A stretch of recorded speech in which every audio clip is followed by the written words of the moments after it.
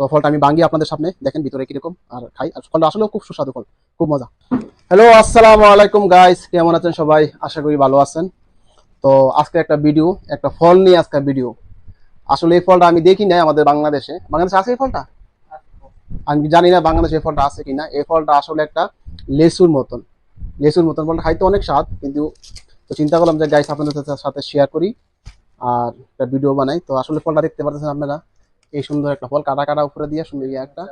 কিন্তু এটা ফলটা আসলে কি, কিন্তু ফলটা খুব টেস্ট।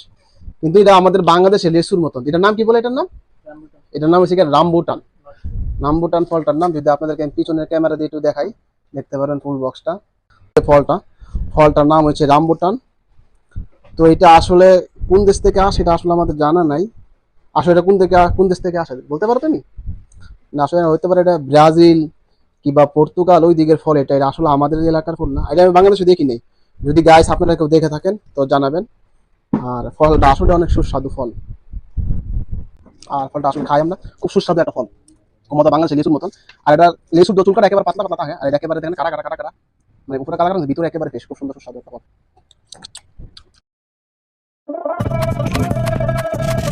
তো ফলটা আমি ভাঙ্গি আপনাদের সামনে, দেখেন ভিতরে কিরকম আর খাই। আর ফলটা আসলেও খুব সুস্বাদু ফল, খুব মজা। এবার ভাঙ্গি নাকি? দেখতে পাচ্ছেন একেবারে লেসুর মতন ফলটা। আর ফলটা আসলে অনেক কেজিতে অনেক দাম। ফলটা প্রাইস কত নিছে? এটা প্রায় ইমারতের 18 দিরহাম নিচ্ছে ফলটার। ওরা মানে মনে হাফ কেজি। তো প্রায় কেজি 36 দিরহাম। 36 দিরহাম হইলে বাংলার কত পড়ে? প্রায় বাংলার 1200 দিরহাম কেজি এই ফলটা। তো ফলটা আসলে খুব সুস্বাদু একটা ফল। বাংলাদেশের লেসুর মতন ফলটা, কিন্তু ভিতরে খুব মজা। সেই স্বাদ, সেই স্বাদ।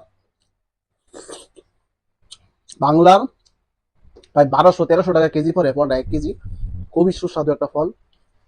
আমাদের দেশে লেসুর মতন। লেসু তো একটু টক হয় আর মিষ্টি হয়, কিন্তু এটা একেবারে মিষ্টি, খুব সুন্দর একটা ফল। তো আপনারা কে কোথা থেকে দেখছেন জানাবেন।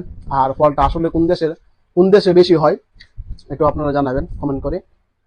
আর কে কে বাংলাদেশে বসে এই ফলটা খাইছেন ওইটাও কমেন্টে জানাবেন। তো ওকে গাইজ, ভালো থাকবেন, সালাম আলাইকুম।